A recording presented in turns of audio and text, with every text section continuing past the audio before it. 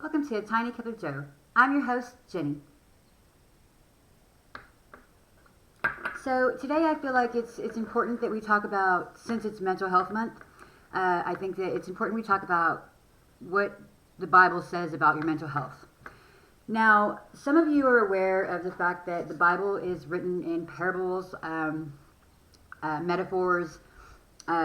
A lot of it isn't really what it says it is. It has a different meaning. So let's talk about feet, okay? Feet in the Bible are not actually your feet, okay? Now, I know it talks about Jesus washing people's feet, but it doesn't literally mean that he took soap and water and washed the feet of his neighbors. What it means is that he took the time to check on his neighbor's mental health. Now, this is kind of like,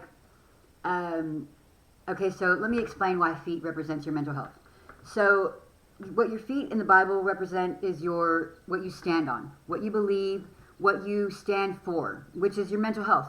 So if your mental health is off, if you're believing in things like witchcraft, or you're believing in things like no God at all, or you're just basically having a hard time dealing with the facts of life, that can be considered what Jesus means by washing your neighbor's feet. Okay, check on your neighbor, check on your friends, check on your family, because sometimes life gets difficult and sometimes we slip off the path of righteousness, which is another example of what God says.